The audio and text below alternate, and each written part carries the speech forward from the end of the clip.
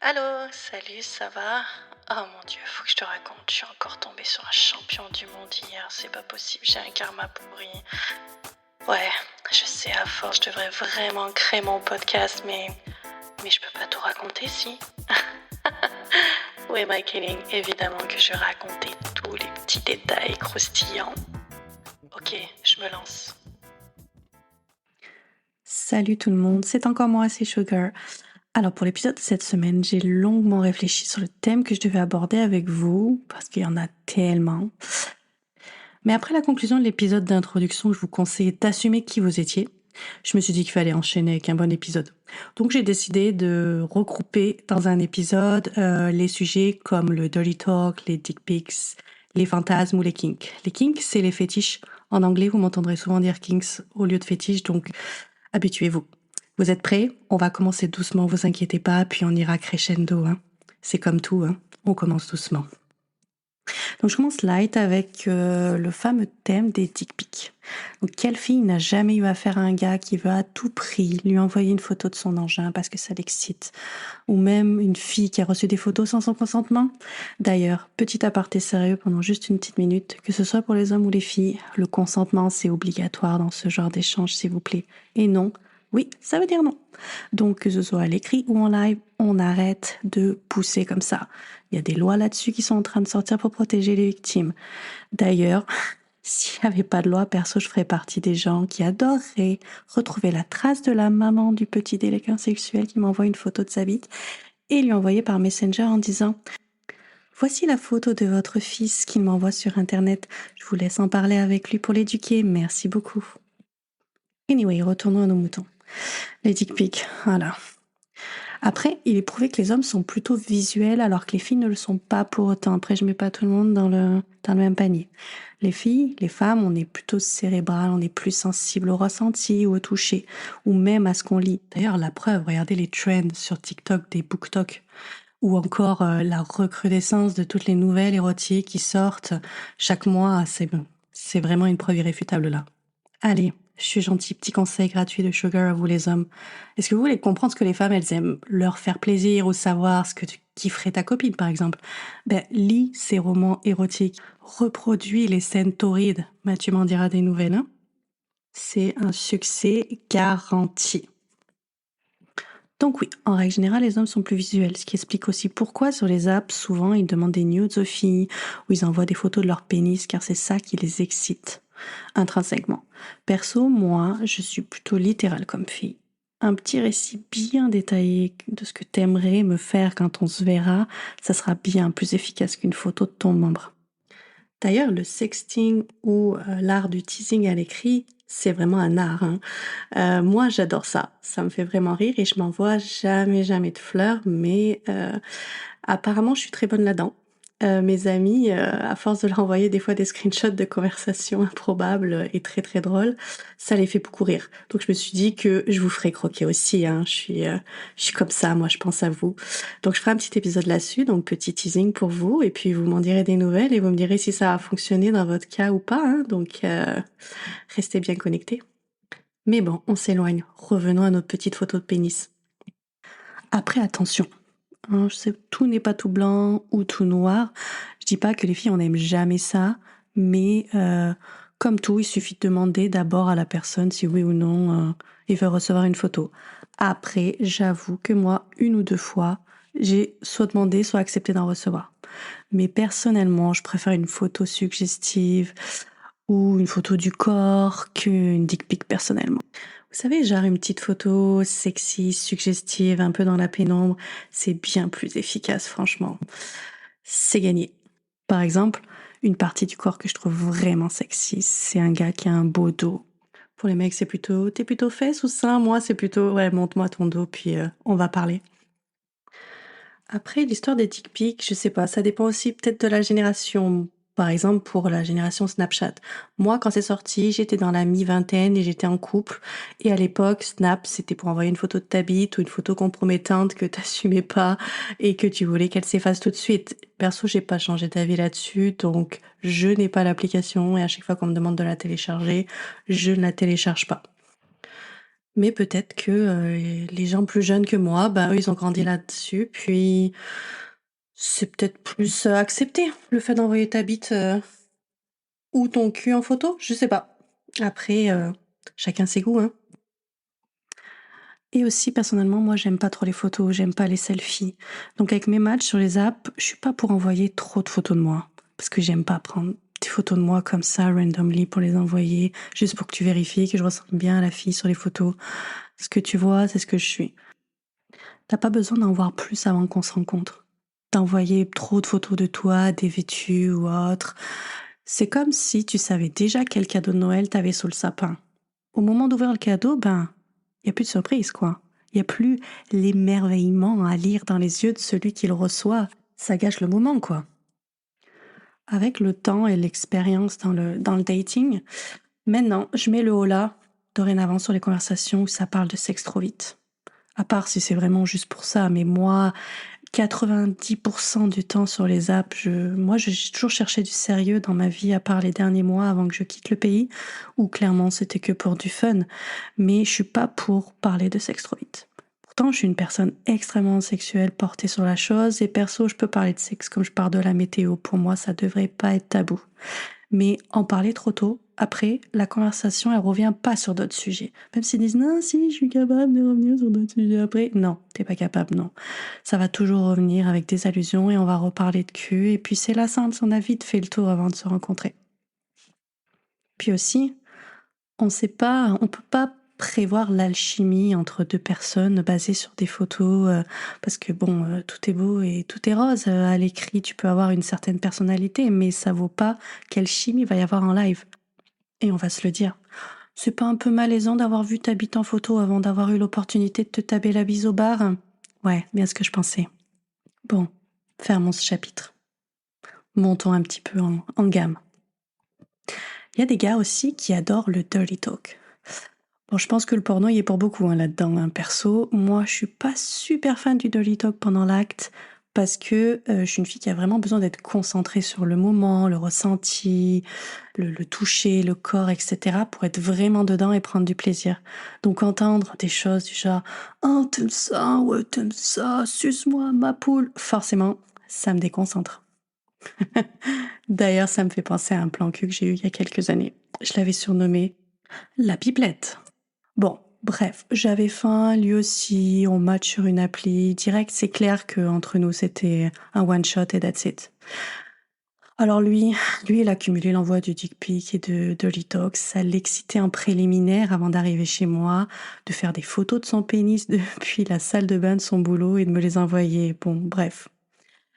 Avec lui, la chose qui était hot, c'est que il a sonné à ma porte, m'a regardé avec des yeux qui sentaient le cul et m'a plaqué direct contre le mur pour passer aux choses sérieuses. Bon, au moins, on s'embarrasse pas du small talk avant le sexe, hein. Mais après, c'était un peu moins le fun. Sur le principe, le gars prend les devants et est un peu dominant. Bon, parfait, j'aime ça. Mais il parlait bien trop. Une chose à savoir, c'est que, bon, je suis curvy, j'ai des formes. Et il a pas arrêté de commenter mon corps. Ah, j'aime ça, les filles avec des formes, avec des grosses fesses. Toutes les 5 secondes, il ajoutait quelque chose. J'étais pas capable.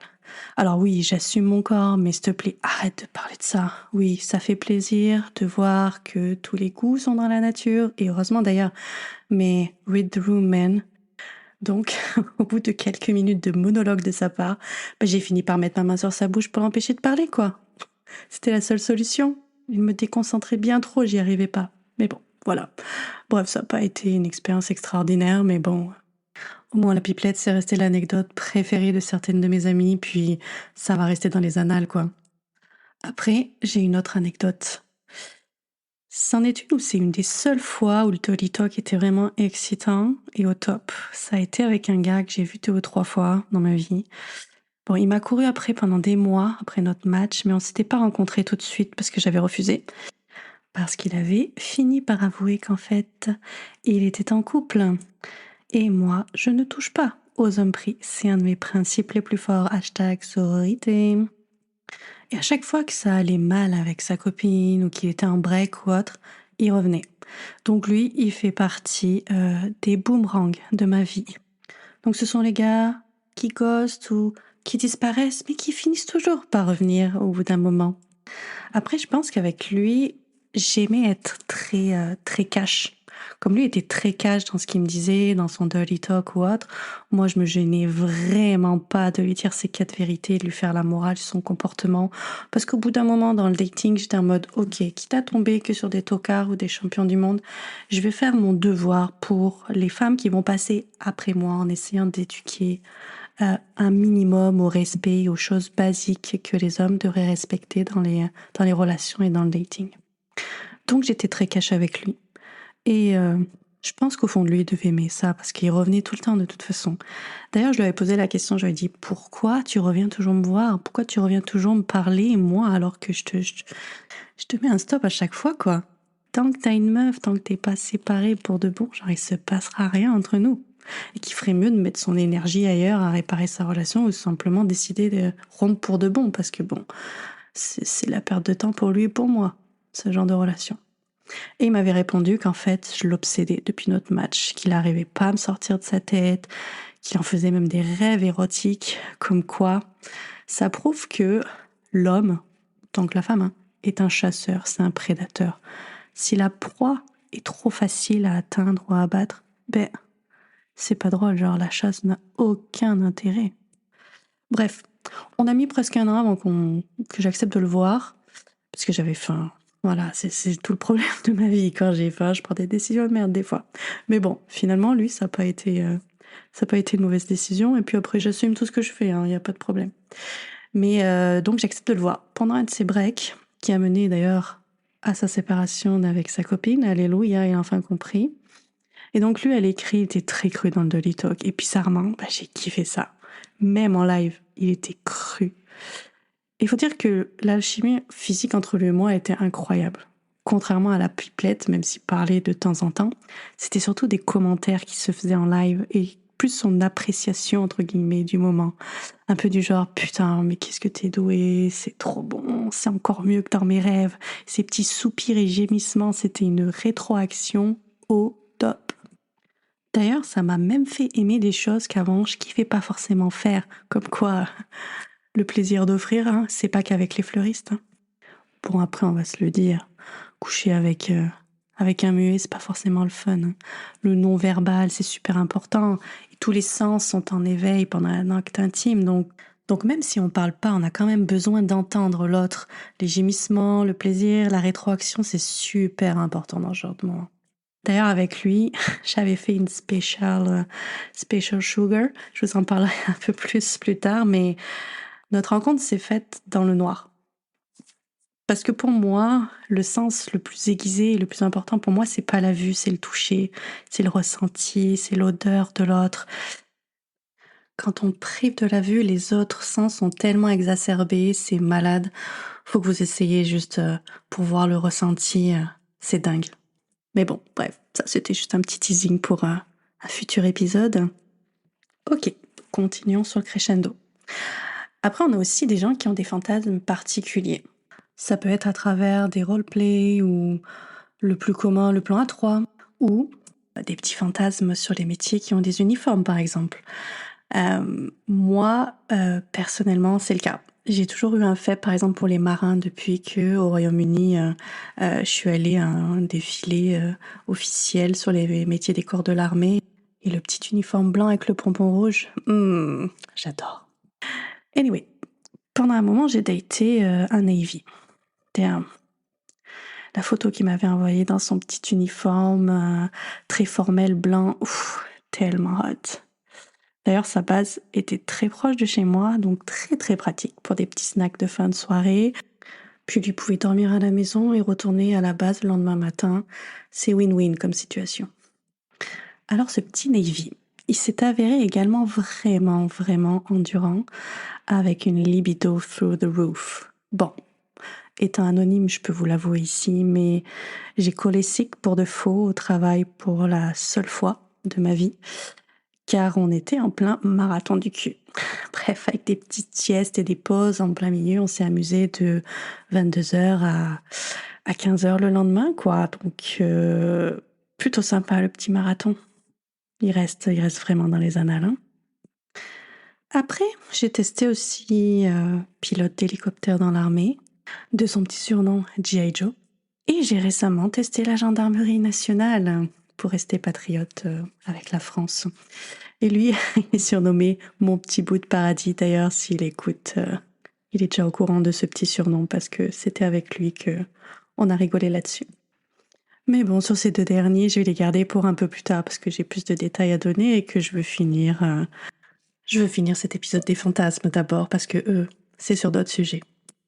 Alors, avant de finir en apothéose, je vais évoquer les fantasmes reliés au voyeurisme et exhibitionnisme, par exemple. Alors moi, je pense pas être une voyeuse au sens propre du terme, mais je dirais peut-être plus un peu exhibe, mais light, quoi. C'est toujours hot, vous savez, le risque de se faire prendre sur le fait, right?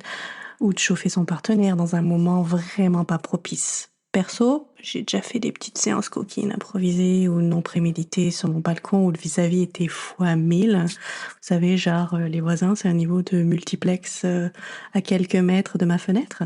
Donc c'était vraiment cool. Ou même fait de quoi quand il y avait des gens dans la même pièce. Mais je ne vais pas m'attarder là-dessus. Donc, un de mes fantasmes, ça serait de tester dans le futur un club échangiste avec un plan cul régulier, un PCR, avec qui je suis à l'aise et d'aller faire monter la pression dans ce genre de club. Donc peut-être juste regarder, mais en mode préliminaire visuel, c'est-à-dire avant de finir tous les deux à la maison, quoi. Mais c'est toujours un peu tricky parce que toi, dans ta tête, t'as la vision des beaux films érotiques à la télé où les gens, ils sont beaux. Et à la réalité, on est plutôt sur Jackie Michel, hein, donc c'est un petit peu moins alléchant, on va dire. D'ailleurs, mon Dieu, ça me fait penser à un moment tellement, tellement malaisant que j'ai vécu il y a quelques années. Je vous plante le décor. J'ai habité un petit appart au rez-de-chaussée à Montréal où la fenêtre du salon donnait sur la rue et l'immeuble en face. La rue était vraiment pas très large. Et en gros, mon canapé était d'un côté et ma fenêtre était sur ma droite et donnait justement cette vue sur la rue. Et j'avais deux voisins qui fumaient tout le temps à leur fenêtre. Donc on va dire que physiquement, on est loin de Christian Grey. On est plutôt sur Cricri, un peu bedonnant, qui travaille pas et va dépenser son RSA au PMU, genre. Hein. Vous voyez bien? Bref, il matait tout le temps tout ce qui se passait dans la rue ou chez les voisins, donc on avait l'habitude. Et un soir, je chill sur mon canapé, je regarde une série et là d'un coup, dans ma vision périphérique, je vois qu'il y a un des voisins à sa fenêtre et qu'il est pas tout seul. Il y a une femme à l'allure un peu, on va dire, d'une professionnelle, entre guillemets. Et ils fument tous les deux à la fenêtre. Bref, je relève pas, et good for him, il a de la compagnie, quoi.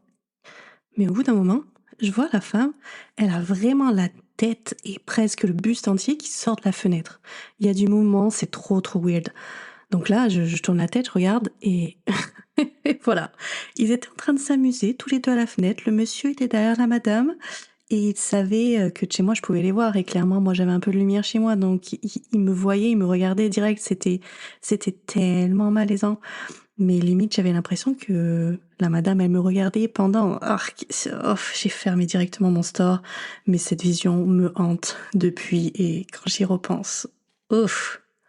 Bon, je clôt le sujet de ces petits fantasmes.